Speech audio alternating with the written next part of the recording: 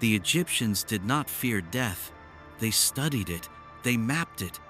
They memorized its architecture the way one might prepare for a long-awaited pilgrimage. To them, death was not a cliff. It was a corridor, a passage between dimensions. They called this realm the Duat, a shadowed world beneath and beyond, populated not with demons and torment, but with gods, symbols, gates, and tests. It was not where the soul went to be judged. It was where the soul went to become known. Unlike modern notions of an afterlife as either reward or punishment, the Duat was a landscape of transformation. Each soul would pass through it, not automatically, but through effort. Not through belief, but through inner alignment. And so the Egyptians prepared, not with fear, but with ritual, with study, with the Book of the Dead, a guidebook, not of fantasies, but of psychic navigation. Because the Duat was not just out there, it was within. When a person died, they were not considered gone. They were considered traveling, crossing from the world of matter to the world of essence. Their soul, called the Ba, separated from the body but did not vanish. It moved through the veil into a realm of dark rivers, burning lakes, and divine gates, where every emotion took form, every forgotten truth stood waiting, and every unhealed wound echoed with the voice of the gods. This was not a place for the passive. It was a path of trial. But why would the soul be tested? Because the soul must not only survive death, it must survive truth. The Duat was not about judgment in the way we understand it. It was about alignment. If you lived a life of deception, illusion, selfishness, then the Duat would not punish you. It would simply show you what you became, show you what you forgot. And only if you could face that reflection could you move forward. The Duat is layered. It is complex. It is symbolic. Its guardians are not enemies. They are echoes of your own psyche. They do not block your path, they reveal it. Each chamber of the Duat is not just a place, it is a moment, a confrontation, a chance. And just as the sun god Ra journeys through the Duat every night, defeating chaos to rise again, so too must the soul. Because death is not the end. It is the beginning of return. A return to what was forgotten. A return to what is. And the only map is the one you carry within. When the body dies, the soul is released, but it does not instantly soar. It does not rise into light. It awakens in darkness. Not the darkness of fear, but the darkness of unawareness. A space between spaces where time feels slow and liquid. This is the first gate, and its name is remembrance. The Egyptians understood that not all souls awakened equally. Some did not awaken at all. They drifted, lost in illusions, attached to their names, their griefs, their images, because the soul carries what it cannot let go of. And if it clings to the false, it forgets the real. The first test of the Duat is not a monster, not a fire, not a judge. It is a mirror. But this mirror is black. It reflects nothing until you do.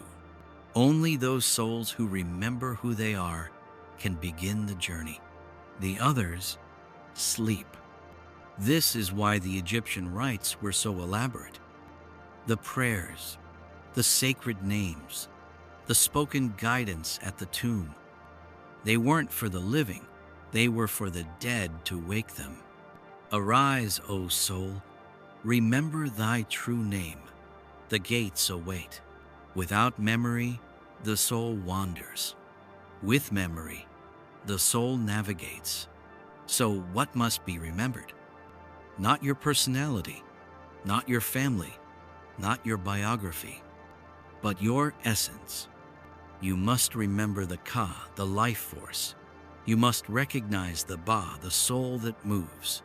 And eventually, you must become the Ah, the shining, integrated being. But to begin that path, you must speak a single truth. I am. Not the body, not the name, but the awareness behind it all. In the first chamber of the Duat, shadows move like thoughts, faint voices echo like dreams, and a subtle invitation waits. Wake up or remain lost. Those who awaken not with fear, but with clarity feel the first stirring of light, a glow not outside, but within. That glow is not comfort, it is direction, and as it flickers, the second gate begins to stir. Because now the soul is no longer sleeping, it is traveling. What Ra faces in the Duat, we all must face within. In the mythic heart of Egypt's cosmology, the sun is not just a light in the sky, it is consciousness itself. Ra, the solar deity, is not simply a god. He is the flame of awareness, the divine that must descend in order to rise again. And every night, Ra boards his solar bark, the boat of millions of years, and sails through the Duat. He does not float, he fights. Each hour of night is a trial. 12 gates, 12 realms, each darker, each deeper, each filled with powers and beings that dwell in the soul's forgotten corners. And always waiting, the great serpent Apophis, the embodiment of chaos, who seeks to devour the light before dawn. Ra is not alone. He is accompanied by gods, protectors, priest beings who chant spells and fight by his side. But here's what many forget. This journey was not just his, it was ours. To the Egyptians, death was not passive. The soul joined Ra in his night journey. You too entered the boat. You too sailed through fear. You too stood before Apophis, not as a dragon outside of you, but as the chaos within. Each hour of the night was symbolic. It represented not just time, but transformation. Moments when the soul must face its rage, surrender its attachments, acknowledge forgotten truths, cut through illusion. The Duat was alchemy in the form of a landscape, a geography of the soul. Ra's enemies are not demons, they are distortions of perception. The monsters he faces are the same patterns we bury. Denial, envy, pride, terror of nothingness. And Apophis? He is the force of meaninglessness, the hunger that swallows hope, purpose, and memory. He appears every night not to be feared, but to be understood. Because to defeat him is to restore the cycle, to let light rise again inside you. As the soul travels alongside Ra, something happens. It begins to remember not just its name, but its origin, not just its pain, but its purpose.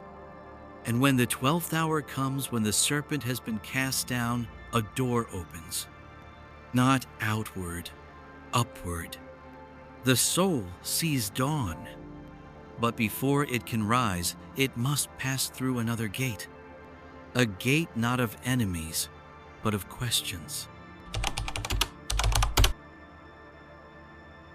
In the Duat, knowledge is not information, it is survival.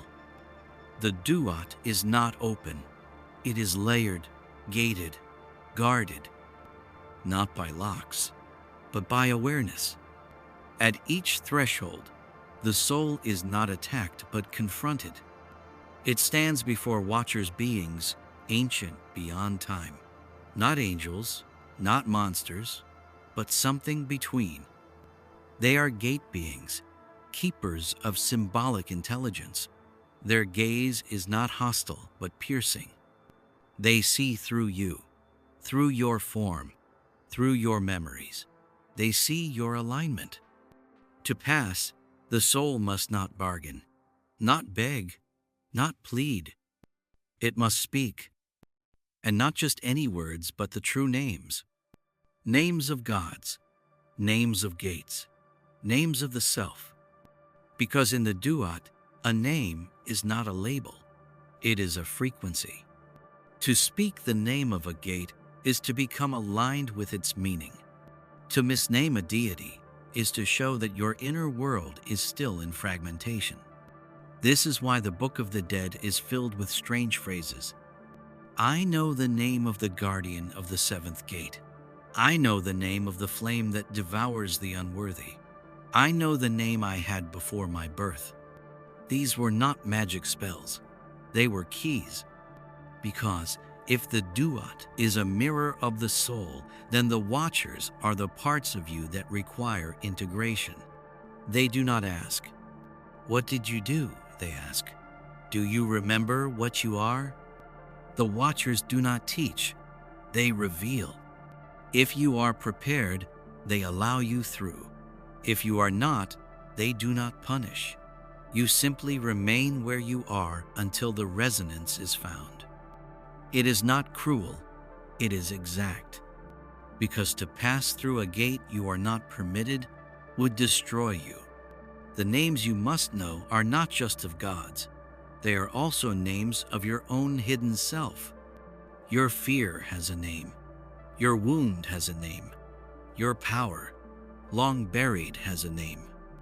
And to speak it is to claim it. The Duat is not navigated by sight but by vibration. And the watchers, they wait for your sound to match the gate. Not by force, not by ritual alone, but by remembrance. And when it aligns, you do not pass the gate. You simply find that it is already open. There is no judgment more terrifying than truth reflected back. Deep in the Duat lies a place without guards, without names, without form. It does not ask you questions. It simply waits. This is the lake of fire. But do not mistake it for punishment. It is not hell. It is not wrath. It is clarity so bright that it burns. The lake is not made of water, and yet it reflects. It is not flame, and yet it scorches. It is a mirror for the soul. And not the surface soul, not the voice you use, the mask you wear, the story you tell. It shows the truth beneath the truth. That part you've hidden, that pain you've buried, that shadow you hoped the gods would overlook. The lake does not move, but when you stand before it, your entire life ripples across its surface. You will see, asterisk, every motive, asterisk, every distortion, asterisk, every lie you told yourself and called survival, asterisk, every act that left a residue in your field. Not to condemn, but to illuminate, because the soul cannot cross into the deeper realms of the Duat carrying what is false. Some see the lake and turn back. They retreat into illusion.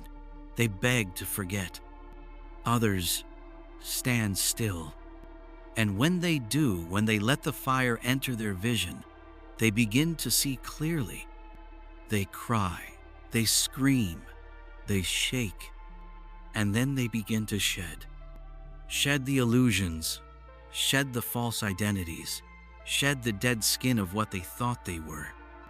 Not because the lake asked them to, but because they must. The fire demands no sacrifice, only honesty. In Egyptian texts, the lake of fire is described both as trial and gift. Those who enter unprepared are burned. Those who enter aligned are transformed. Because this is the paradox of the Duat. What burns you can also purify you. And once the reflection is complete, once nothing is hidden, the flames recede. The lake goes still again. And in the silence that follows, a path opens. Not outward, not upward, but inward. And it leads to the hall of balance. The place where your heart is no longer yours alone. After fire, silence. After reflection, truth. The soul stands not before enemies, but before equilibrium. Welcome to the Hall of Two Truths, the space between realms, where everything stops except your essence. And here, you are not measured by deeds, but by weight. The ancient Egyptians believed the heart was the seat of consciousness, not the brain. The heart carried memory, identity, intention. It was the record of all you truly were. And now, it must be weighed, not against sin, not against law, but against a single feather, the feather of Ma'at. Ma'at was not just a goddess, she was a principle. Truth, balance, order aligned with cosmic harmony. She was not morality, she was resonance. To be in Ma'at was to be in harmony with the sacred geometry of the universe. And so your heart, still beating with memory, still pulsing with every secret, is placed on the scale. Opposite it, the feather, weightless, perfect, silent. And in this moment, no prayers help you, no mask saves you, no title follows. Only the truth of your vibration remains. If your heart is heavy with lies, with regret, with fragmentation, the scale tips, and Amit, the devourer, awaits. She does not hate, she does not speak, she ends. To be devoured is not to suffer, it is to be erased, to lose the thread of individuality, to fall back into unconscious material. You do not go to hell, you simply stop being. But if the heart is light, not because it was perfect, but because it is true, then the scale balances, and silence turns to light. The soul is declared Ma Keru, true of voice, not loud of voice, not proud of voice, true. And this is the final passage into the immortal state of the Ak, a soul transformed by death, not destroyed by it. This is not reward, it is not privilege. It is the natural result of a life lived in resonance with the cosmos. Because Ma'at cannot be bribed, she can only be matched. And those who match her do not just pass onward, they become light itself. The greatest fear is not pain, but disappearance. There is a presence in the Hall of Two Truths, not divine, not radiant, but still, ancient, final. She does not speak, she does not move, she simply waits. Her name is Amit, the devourer of the dead. Part lion, part crocodile, part hippopotamus, the three most feared beasts of Egypt. She is not myth, she is symbol. She is the ultimate consequence of a soul that forgot itself. She sits at the base of the scales, not because she is evil, but because she is justice without mercy. And mercy in the Duat is earned through alignment. When a soul's heart is heavy, when it has strayed too far from Ma'at, the scale tips, and Amit awakens, there is no chase, no screams, no second chance. She opens her jaws and consumes the heart. and with it, the self. This is not punishment, it is dissolution. You do not suffer, you do not burn, you simply stop being you.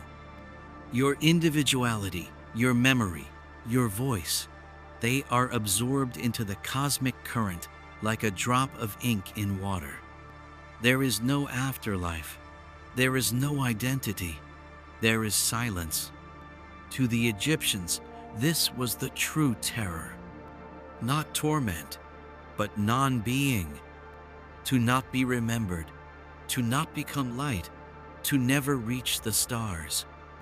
This is what it meant to live unbalanced, to die unaware. But here is the hidden teaching. Amit does not seek, she only receives. She is not evil, she is inevitability, a gate for those who closed every other one themselves. She devours not as a punishment, but as a reflection of the soul's own self-erasure. And for those who pass who faced her gaze and did not flinch, there is no fear, because they have nothing left to hide, nothing left to protect, nothing left to lose. They move forward not as survivors but as initiates. And now the Duat ends, but something else begins. Not heaven, not reward, but transformation. You do not enter paradise, you become it. The Duat was a path but not a destination. It was a test but not a punishment. It was a process of refinement, of peeling away every illusion until only the essential flame remained. And now you stand beyond its gates. No longer a Ba wandering, no longer a Ka clinging to life. You are now an Ak, a radiant, integrated soul, a being made of truth and fire. The Ak is not rewarded, it is realized. It has passed through forgetfulness, fear, resistance. It has faced every fragment and called it home. Now, there is no more division, no more masks. You are light that knows itself. The Egyptians believed that such souls did not simply vanish into bliss. They rose.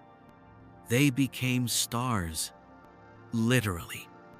Shining ones in the field of reeds, the symbolic paradise of divine order, where the soul lives in harmony with Ma'at, not as a visitor, but as a presence.